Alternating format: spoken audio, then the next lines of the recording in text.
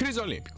Nono dia, estamos chegando aí na metade das Olimpíadas. Mais um dia de competições pra gente destrinchar aqui no Crise Olímpica. E olha, estava encaminhado para ser o pior dia do Brasil nas Olimpíadas, mas as mulheres não deixaram isso acontecer. Não deixaram. Rebeca Andrade e Mayra Aguiar são o nome da emoção. Maravilhosas, levaram medalhas, trouxeram e o Brasil sobe no ranking de medalhas e nós vamos pra cima. Perdeu alguma coisa ontem em Tóquio? Vem comigo que o Cris tá começando.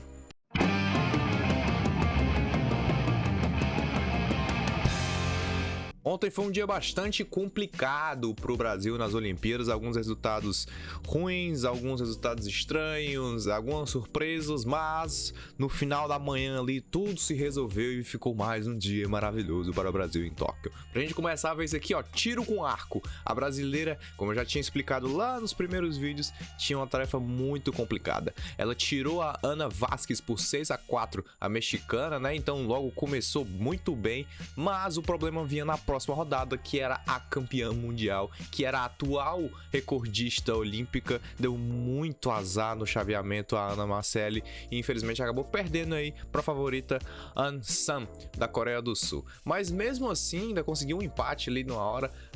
Fica aí nossos parabéns para Ana Marcelli, que apesar de ter uma chave muito difícil, conseguiu se destacar sim. Que venha Paris 2024. Na ginástica artística a gente já entra com o baile de favela, porque meu amigo, não tem como. Rebeca Andrade já é um dos maiores nomes da ginástica do Brasil. Na verdade, o maior nome em termos olímpicos, porque é a primeira ginasta, né, mulher a conseguir uma medalha olímpica para o Brasil nos jogos principais, vamos dizer assim, sem ser da juventude, etc. E que maravilha que foi com tantas favoritas brigando.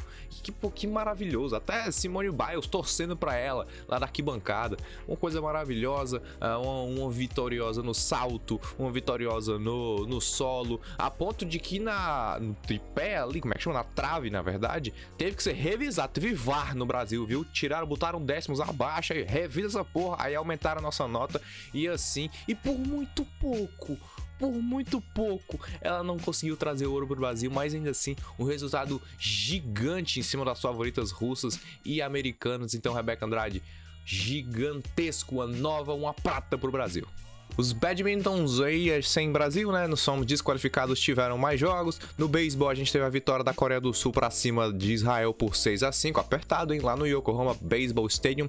No basquete, resultados de momento aí da fase de grupos do feminino e masculino: Canadá 75-53 contra a Coreia do Sul, Eslovênia ganhando do Japão, a Espanha ganhando da Sérvia e a Espanha também ganhando da Argentina. Tá muito bem a Espanha aí no basquete. No vôlei de praia, dois jogos, 2 vitórias. A Agatha e Duda para cima das canadenses Bensley e Brandley, e o Alisson e o Álvaro Filho para cima do Brower e do Milsen. 2-0, tranquilo, o Brasil voltando aí a soberania no vôlei sem questionamentos nenhum. No boxe, bom resultado, tá? O Herbert Souza conseguiu um 3-2 em pontos, um negócio apertadíssimo, uma luta contra o chinês Ebiek Turreta, mas conseguiu a vitória e tá classificado aí para as quartas de finais. Já no feminino, numa derrota doída, a Graziele Souza acabou perdendo para Tsukimi Namiki do Japão. Não teve como, mas fica aí a belíssima participação até as oitavas de finais da Graziele. Na canoagem slalom, um resultado estranho. Eu vou explicar por quê. Primeiro que a Ana Sátila fez um excelente tempo nas semifinais. Ela fez 114 segundos,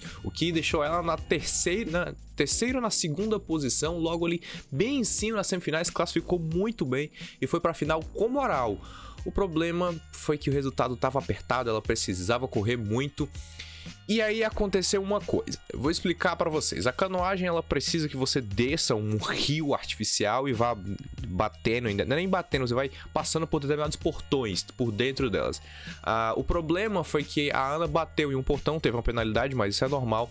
Mas depois ela estava em um portão e ela se abaixou para passar do portão e a arbitragem entendeu que ela não passou por dentro do portão e aí ela levou uma penalidade por ter perdido, que custou 50 segundos. O tempo real da Ana, com uma única punição e a descida direta, foi de 112 segundos, o que colocaria ela no quarto lugar, tá? Muito bem qualificada e ia brigar até o final, porque a última descida foi a do ouro. Mas com esses 50 segundos de punição aí, eu pessoalmente achei que passou. Eu achei que ela passou muito dentro, na verdade, mas os arbitragens de séries, a gente sabe como é que tá essa arbitragem no Japão, né? Ela acabou ficando com 162 segundos em último lugar na final da canoagem. Mas foi uma final olímpica, quem sabe não veio uma medalha em Paris 2024. Ciclismo BMX, um bom resultado e um ruim no feminino. A Priscila André esteve no carnaval, não passou para as semifinais, acabou ficando em último na segunda bateria, mas o Renato Rezende fez o nome do Brasil e acabou passando para as semifinais e vai disputar hoje à noite mais uma etapa aí do ciclismo BMX. Vale a pena acompanhar o brasileiro. No mergulho, sem Brasil, as medalhas foram para a China, Estados Unidos e Alemanha nessa ordem. No springboard, os 3 metros sincronizados do masculino. No hipismo, o adestramento individual ficou para os 2 alemães na prata e no ouro, o ouro com a Jessica Brandon Velden e na prata com a Isabel Werth. E esses nomes alemães são demais. E no bronze com a Charlotte do Jardim. Caralho, até do nome britânico eu tô me dando mal. Esse tá de foder. A esgrima, a gente teve a disputa do feminino de florete. E aí, de times, né, por seleções. A prata, o ouro ficou com os atletas da Rússia, a prata com a França e o bronze com a Itália. No golfe, a gente teve a primeira rodada, né? Todo mundo disputando ali por classificação. O golfe vai ser disputado da seguinte forma: eles vão fazer 4 dias em 4 baterias diferentes. E aí, os melhores classificados que vão disputar as fases mais pra frente. No handball, a gente acabou perdendo a primeira derrota do feminino do handball brasileiro para a Espanha por 27 a 23. A Espanha tem um esporte muito forte, então era uma derrota que é ok, tá dentro do esperado, mas tem que ligar um sinal amarelo. O Brasil tem uma vitória, um empate e uma derrota. Provavelmente vai dar para se classificar aí nos 4 primeiros dos 6 do grupo. Mas sinal amarelo para não perigar nesse grupo. Ainda temos 2 jogos no feminino. No judô, e aqui a gente comemora de novo. Acabou que o primeiro brasileiro, Rafael Buzacarini, acabou perdendo na primeira luta pro Thomas Nikiforov da Bélgica, mas a Mayra Guiar foi para cima, venceu, já estava classificado por uma fase na frente, né? Já estava classificado para as 8ª por conta do ranking dela na Confederação Brasileira, na Confederação Mundial de Judô, e já pegou a israelense Imbarlanir, passou, meteu-lhe o Ippon. Aí perdeu para Ana Maria Wagner, né, da Alemanha, no Vasari ali.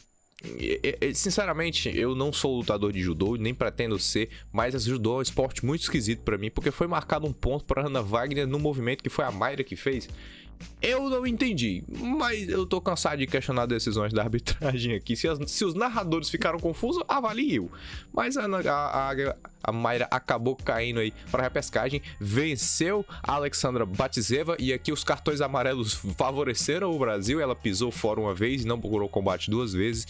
E no bronze, ela meteu-lhe o Ippon para cima da Yoon Ji-young, da Coreia do Sul. A Mayra era favorita para essa medalha de bronze e conseguiu mais uma vez. Ela é trimedalhista de bronze em Olimpíadas consecutivas. Meu amigo, é muita coisa. No remo, um resultado triste, porque o Luca Vertain acabou não passando, não se classificando, ficou em 5º de 6 na semifinal. Ele teve uma belíssima caminhada, não vai disputar a final no remo, mas vai disputar o 7º lugar aí, quem sabe conquistar a maior classificação, que hoje é a 13ª, quem sabe conquistar a maior classificação do Brasil nas regatas individuais, né, no esquife individual. Mas mesmo assim, como eu já comentei com vocês aqui, o Luca Vertain, ele tem uma história belíssima, é um cara novo que vai disputar muitas outras Olimpíadas, treina, trabalha de madrugada, trabalha de noite, trabalha numa loja, faz faculdade e ainda é um atleta olímpico. Ele é aquele tipo de super atleta que não tem investimento nenhum e é 30 vezes campeão estadual. Esse é o nosso representante em Tóquio, então com muito orgulho ele vai voltar, quem sabe, com uma belíssima posição e um recorde brasileiro nas Olimpíadas. No rugby, as Iaras levaram 2 derrotas, que pena, 33-0 para o Canadá e 40-5 para a França. A gente sabe que aqui é uma situação muito difícil das Iaras, das brasileiras no rugby, que só de estar lá já é um prestígio muito legal. E vai enfrentar Ilhas Fiji aí para fechar a fase do grupo, quem sabe trazer uma vaguinha, mas Ilhas Fiji é muito tradicional no rugby, complicadíssimo. Na vela, resultados variados. A gente teve aí o feminino RSX com a Patrícia Freitas conseguindo a 15ª e a 12ª posição, deixando-a com 10ª classificação no final. Só falta uma única corrida, que é o Medal Race. Provavelmente não vai dar para Patrícia Freitas, mas vamos torcer. O Robert Scheid conseguiu um oitavo e um 12º lugar, ficou em quarto, né? Não conseguiu bons resultados, mas ainda tá em quarto, tem corrida pra frente, ele pode sim, com toda a condição, conseguir mais uma medalha pra carreira dele. No 49FX, o Grael Marco e o Gabriel Borges estão em 16º, certo? O Marco Grael e o Gabriel Borges estão em 16º, porque conseguiram ficar em último nas duas últimas baterias e foram desqualificados. Então, uma péssima posição aí no 49FX masculino. No Thin, o Jorge Zarif ficou em quinto. Zarif, eu não sei porque eu disse Zarif, mas é porque é o sobrenome dessa galera é de lascar. Ficou em quinto e em 11º, conquistando a 13ª colocação no geral. Tem 3 corridas ainda o Jorge. No 470 masculino, o Henrique Haddad e o Bruno Betlem pegaram uma 17ª posição e depois uma segunda posição que jogou eles um pouquinho mais pra cima. Eles estão em 9º lugar, ainda tem mais 2 corridas, quem sabe buscar aí uma medalhinha de bronze. A Fernanda Oliveira e a Ana Barbacan foram a grande surpresa da noite, já tiveram 2 resultados, um 11º colocado e um primeiro, tá? Então, a gente conseguiu dar uma belíssima de um pulo para 5º lugar. Tivemos um salto legal aí, a Fernanda Oliveira e a Ana Barbacan conseguindo, quem sabe, alcançar um pódio ainda, mas tem algumas corridas ainda para elas velejarem. E por fim, na NACRA 17, né, que são as duplas mistas, o Samuel Albrecht e a Gabriela Nicolino pegaram nono e depois 10º, estão na 11ª posição. Tá aí na tela para vocês os resultados do tiro esportivo. Até a gente teve a final da fossa masculina e feminina, e aqui um resultado importante, é por isso que eu tô falando. A prata do feminino, que foi para, o bronze foi para Alessandra Perilin, que é de San Marino. Atenção, senhores, a história sendo feita diante de seus olhos. É a primeira medalha olímpica de San Marino e veio no tiro esportivo. Então, parabéns aí para Alessandra Perilin para trazer imagina o orgulho de um atleta de trazer a primeira medalha olímpica de seu país. Deve estar em festa San Marino. Natação, final dos 200 metros borboleta. A gente teve a participação do Guilherme Costa, mas não deu para ele. Ele ficou em último, ficou em 8º, mas só de ir para a final já vale muito. Ele vai participar de novo agora nesse dia 10. As medalhas de ouro para os Estados Unidos com o Robert Fink, a prata com o Gregorio Paltrinieri da Itália e o Mikhail Romanchuk da Ucrânia com o bronze. A gente teve também a final do 4x200 masculinos, que no brasileiro também ficou em último.